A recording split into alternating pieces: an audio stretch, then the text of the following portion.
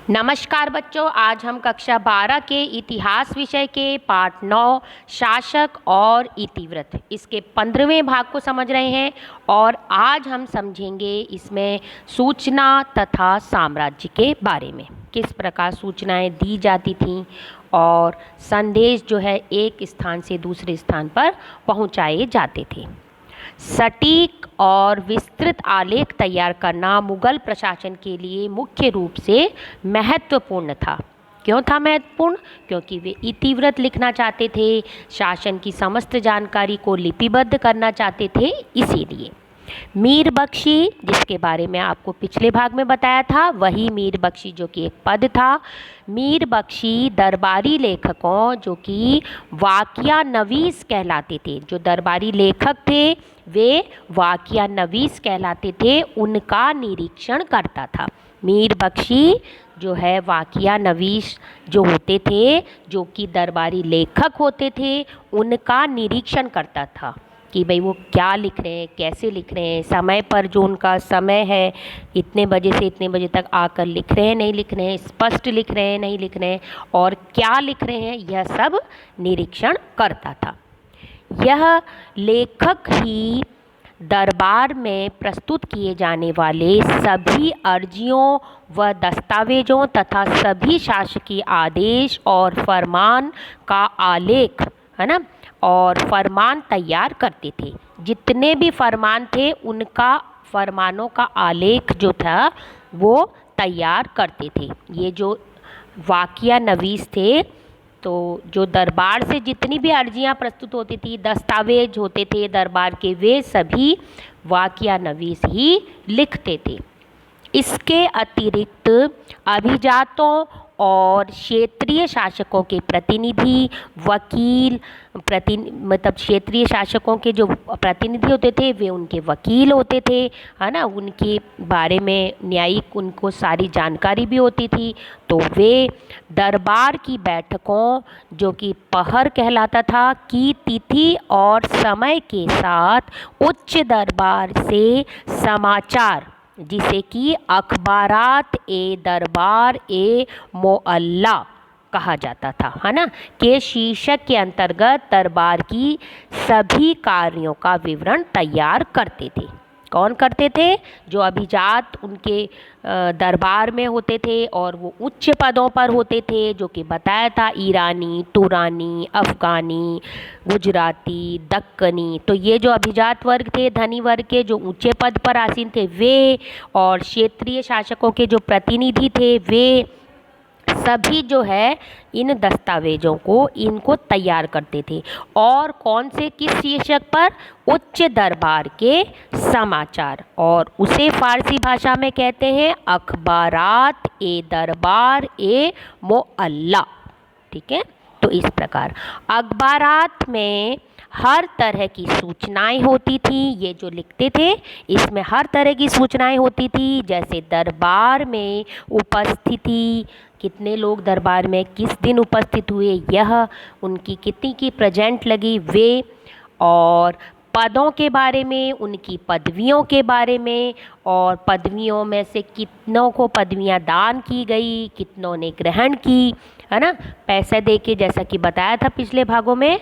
और राजनीति शिष्टमंडलों के ग्रहण किए गए उपहारों के बारे में, अथवा किसी अधिकारी के स्वास्थ्य के विषय में बादशाह द्वारा की गई पूछताछ, इसके बारे में संपूर्ण विवरण वे लिखते थे। अब राजाओं और अभिजातों के सार्वजनिक और व्यक्तिगत जीवन का इतिहास लिखने के लिए यह सूचनाएं बहुत उपयोगी होती थी। तो जो राजा थे और धनी वर्ग के लोग थे उनके लिए जो है यह उनके सार्वजनिक जीवन और व्यक्तिगत उनके पर्सनल जो लाइफ होती थी और उनकी जो सोशल लाइफ होती थी उसका जो है इतिहास लिखने में ये जो लिखी गई जो सूचनाएं थी, उच्च दरबार के समाचार, अखबारात ए दरबार ए मोहल्ला में जो लिखी गई जो बातें होती थी वे बहुत उपयोगी होती थी। उन्हीं के माध्यम से लोग जानते थे और आज भी हम उन्हीं के माध्यम से बहुत कुछ इतिहास में जान पाए हैं। आगे बच्चों, समाचार, वृत्तांत और महत्वपूर्ण शासकीय दस्तावेज शाही डाक के जरिए मुगल शासन के अधीन क्षेत्रों में एक छोर से दूसरे छोर तक जाते थे। तो इस प्रकार जो दस्तावेज शाही डाक होती थी उसके माध्यम से जाते थे। और कैसे जाते थे? बांस के डिब्बे में जो लपेट कर दस्तावेजों को लेकर हर कारे वो होते थे जो कि ले जाने वाले थे संदेश। बांस के डिब्बे में जो था पत्र होता था उसको रख देते थे और पहले पत्र को लपेट देते थे। पहले तो फोल्ड नहीं करते थे ना, पहले गोल गोल करके, जैसे कि आपने देखा होगा, तो गोल गोल करके और उसको फिर जो है उसमें बांस के डिब्बे में डाल देते थे। और उसे लेकर फिर हर कारे जो होते थे वो कि एक तरह से डाकिया होते थे, है ना, वे, और उन्हें जो है कहते थे कसीद या फिर पथमार कहते थे उन्हें। और जो है दल जो है दिन रात दौड़ता रहता था, क्योंकि पैदल जाते थे वे। तो इस प्रकार वो बांस के डिब्बे में जो अंदर जो है पत्र होता था, दस्तावेज होता था, उसको लेकर दौड़ते थे।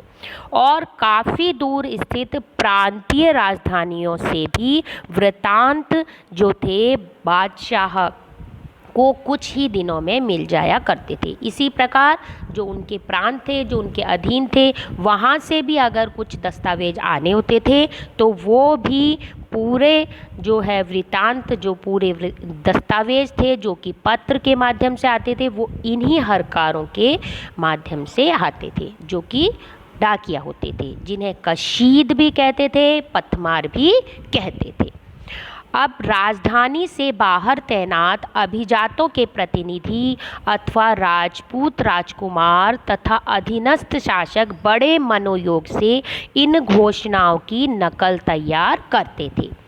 वह संदेशवाहकों के जरिए अपनी टिप्पणी अपने स्वामियों तक वापस भेज देते थे। तो जब शासक जो है कोई संदेश देता था तो उसके बाद में जो राजपूत शासक जो कि उनके अधीनस्थ थे और अन्य कोई अधीनस्थ जो शासक थे, वे जो है वैसी की वैसी उसकी शुरुआती पत्र में जो लिखते हैं और अंत में जो लिखते हैं वह नकल करते थे।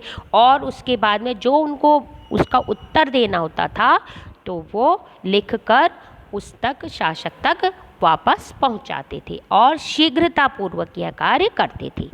सार्वजनिक समाचार के जरिए पूरा साम्राज्य आश्चर्यजनक रूप से सूचना तंत्र से जुड़ा हुआ था। तो इस प्रकार सार्वजनिक समाचार जो है फिर जो बादशाह प्रांतीय शासक को देते थे कि भाई यह सूचना अपने क्षेत्र में दे दो, तो ये जो है सार्वजनिक सूचनाएं जो है वे प्रांतीय शासक देते थे।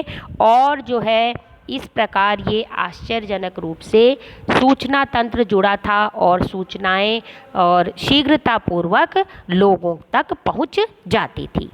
आगे बच्चों गृह कार्य देख लेते हैं। आज जो मैंने आपको पढ़ाया उसके आपको एक्स्ट्रा क्वेश्चन बनाने हैं और एक एक नंबर के बना सकते हैं, एक लाइन के बना सकते हैं और एक शब्द के बना सकते हैं, रिक्त स्थान, सही गलत मिलान, है ना, वो बना सकते हैं। तो स्टार्टिंग में जो 20 नंबर के क्वेश्चन जो आते हैं, अगर आप रोज़ एक्स्ट्रा क्वेश्चन बनाएंगे तो जो 20 नंबर के जो क्वेश्चन आते हैं आपके प्रश्न पत्र में, वो आपको बहुत ज़्यादा स्पष्ट हो जाएंगे, उसको हल करने में आपको दिक्कत नहीं आएगी।